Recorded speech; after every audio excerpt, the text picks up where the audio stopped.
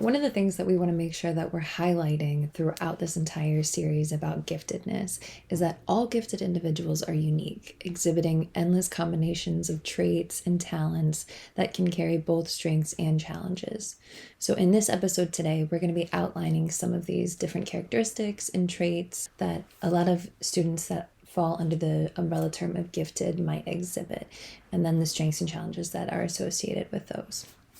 Some of the most commonly found strengths that you'll see or traits of individuals that are gifted are going to be things like intellectual curiosity. So, needing to understand the why behind everything and how it works. Oftentimes, they'll start asking those types of questions from a really, really young age. If you're around children in early childhood education or in elementary schools, you might see some of these students in your classes, the ones that are saying, well, why does this happen? Why does that happen? And honestly, I think as educators, sometimes it can be challenging to even find the answers to those questions because these students have such a curiosity that it creates more room for abstract thought, which kind of leads us into another strength of analytical and creative thinking. This enhanced capacity for abstract thoughts to solve problems helps them be extremely excellent at connecting ideas from different areas and applying complex concepts in order to generate meaningful results.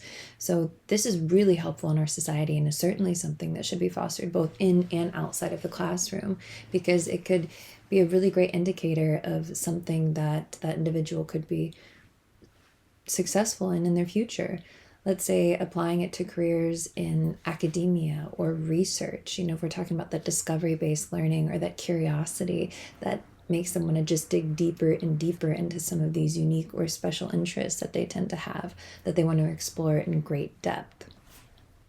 It's also a very common occurrence, or it's also very common for those particular interests to be in areas that require a lot of creativity.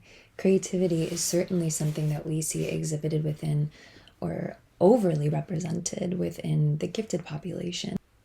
Unfortunately, that tends to be something that we don't try to foster within our community. We don't prioritize in the same way as we do as other areas that we might associate with giftedness, right? The ability to retain or to learn information much faster or to memorize things at a faster rate. So while our society does a great job of making sure that those students are able to continue to grow within those abilities, students that identify as being more creatively gifted don't have as much opportunity or support in pursuing that type of interest. That might be something that they have to do outside of the classroom, according to a lot of, what Scott Kaufman has done in his research in his books and Ungifted is just emphasizing the importance of us making sure that we're creating spaces for people to explore their creative expression as much as possible. In addition to creativity, I think it's also imperative that we highlight the importance of social emotional learning within classrooms. And fortunately, we have Florence, who's going to share some personal stories, as well as Kristen, who's going to engage in some dialogue so that we can dive a little bit deeper into these topics. So for a gifted person, we would consider them having exceptional ability or abilities. However, as I mentioned before, it is possible for one to also have other learning challenges or other differences in learning on top of their gifted ability. So a person would be considered as a twice exceptional or a multi-exceptional, depending on how many other learning differences that they have. So I'll be sharing a little bit of my own personal 2E story. 2E is a short form used for twice exceptional. So my interest in this field started when my eldest boy, now 8 years old, exhibited intense, impulsive, and aggressive behaviors when he was 3 years old. Upon screening by a child psychologist, he was suspected for ADHD. I engaged a local ADHD coach for tips on how to handle my boy. Unexpectedly, the first consultation resulted in a coach suggesting to get myself assessed. Based on observation, and true enough, and to my utmost surprise, the scattered cognitive profile from my IQ cognitive tests was indicative of ADHD, but it seemed to have ruled out giftedness. Fast forward 2 years later, my eldest boy started to display signs of depression due to simultaneous negative changes in his environment, such as bullying in daycare. Subsequently, he received play therapy and was administered an IQ cognitive test with results indicating that he was gifted with a somewhat stable-ish profile and unlikely to have ADHD. In hindsight, his impulsive and aggressive behavior was probably due to intense jealousy upon my younger two boys, aged 2 and 5, have also been displaying signs of giftedness. In fact, my highly sensitive middle child, whose aggression was easily triggered by sensory overload, benefited from occupational therapy for a year until he was able to better integrate his sensory processes. Upon the birth of my third boy, I battled with postpartum depression and sought psychiatric treatment, which included medication and psychotherapy. Out of curiosity, I sat for the local Mensa admission test a year later just to see if my cognition had improved with medication. And turns out it did, to the point I qualified for Mensa. It was then I developed an interest in twice intersectionality and realized the value of nonverbal IQ for some 2E individuals and for gifted individuals whom English may not be their first language. Based on my description of my childhood, my psychiatrist informed me that I was suffering from major depressive disorder since I was a child or teen because of my untreated ADHD. I obviously had no idea because I thought what I was going through was normal, and neither did anyone know what I was going through. This goes to show that the needs of a highly emotionally gifted learner would obviously require deeper bonds, stronger connections, and they are especially looking for meaningful friendships and relationships. And it even starts at a very young age. So learners like these would definitely need extra reassurances.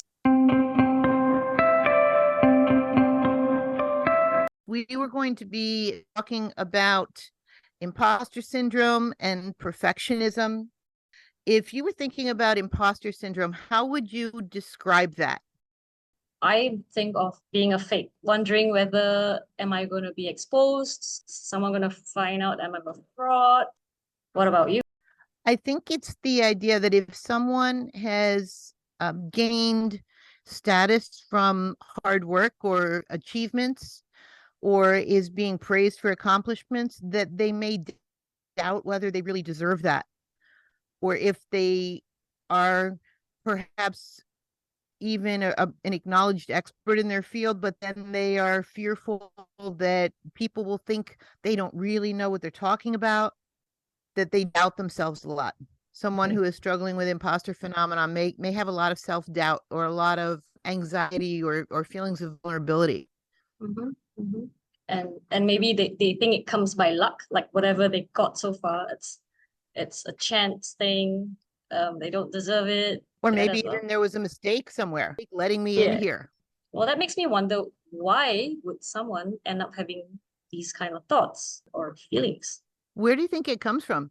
I think if a kid has always been called smart all his life, most things come easy. They would have this idea that everything else should come easy and that they're not supposed to not know something. Maybe if there's a lot of emphasis on the external validators of performance. Do you think that's a factor? I think it's a huge factor. I found when I had my first child, were excited and will always give praises when they did well, even as just a small little thing as a toddler. He managed to put a puzzle in. We were so excited. We keep, oh, well done, well done. And he kind of seemed that he expected that all the time. And then he didn't give it. He would start be wondering if didn't do well enough. And it seems that they have tied their self-worth with their identity based on external validations. In reality, it's actually two different things. Your self-worth and your identity is not your achievements. One thing we can think about with that is the distinction in learning orientations, whether someone is learning for a mastery orientation or performance orientation. Are you familiar with that idea, performance orientation and mastery orientation? I'm wondering if it's related to being intrinsically motivated versus being motivated by an external factor, like trying to impress people and trying to show off or prove yourself. It really does seem to overlap with that. The learning orientation that's a mastery orientation, if someone has a mastery approach orientation, they're working hard to achieve their personal best. They're wanting to gain mastery over the task. And a learning orientation that's a performance approach would be someone who is motivated by competition and wants to compete to be better than others. So that would be the external validator, someone who wants to win the trophy or Okay. get a high score. So with those who have that performance-oriented achievements, or what happens when they achieve their goal? What happens then? Do they stop? Well, it depends. If they are performance oriented and they're competing to win, it can motivate high performance. I mean, think about Olympic athletes. They're motivated for high performance, and that can be a good thing. But if they're also then becoming performance avoidant, then they start fearing being defined by failure. It's got an up and a downside. That's where I sense perfectionism coming in. That Yep. could be a fear of being defined by failure, that they wouldn't want to take the risk because every time they try to compete or they put themselves on the line, then they are potentially going to lose that identity. Whereas the other approach, the mastery approach, working hard to get their personal best or to really gain understanding of whatever their domain is, then the risk there is a little different. It's not a risk of failure. It's a risk of not really caring whether their work is that good. That just getting to the point of saying, oh, this is good enough. I think there's a distinction with like trying to be perfect versus striving for excellence. They're striving to improve themselves versus, having to be the best. So the striving for personal best, then you're relating to the mastery orientation, the mastery approach orientation. Striving to be the best would be the performance orientation in the positive sense. So that's like a positive perfectionism. Can there be a positive perfectionism? Yes, it can be a positive perfectionism if they sort of saw it in a different light. Yeah, rather than having all or nothing thinking there's more than one way to get there, and knowing that there's sometimes certain things haven't even been created or discovered. What they learned along the way, it's something that can't be taken away from them. Whether or not they got the top score or the trophy, they've gained skills, they've gained knowledge and insights. Does that apply with the mastery and the performance orientations? In both cases, if you haven't reached your personal best or if you haven't done better than others, that you can still be gaining in those ways? Yes, but I think it's like a different motivator. So like for those with the mastery, it's like the more you learn or know, the more you realize you don't know.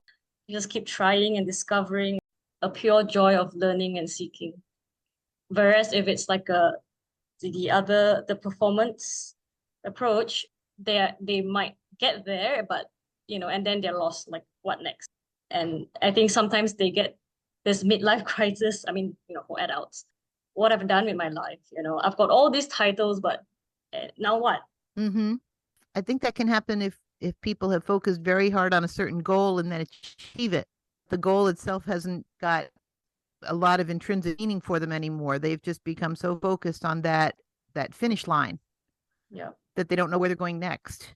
yeah. I think they forgot to ask, why were they doing what they were doing? Were they doing for themselves? Were they doing it for others? Did they ever wonder what did they really want to do? And I think that kind of brings back to the idea of what is success to that person. Some would say Mother Teresa was very successful, right? But some parents might not agree. It goes back to what is success to that individual, and I think people should be aware of what, sort of brings meaning to them, what drives them, what motivates them. And with that, we conclude our second episode, which talks about the social, emotional, and affective behaviors of gifted learners that goes way beneath the surface of the iceberg.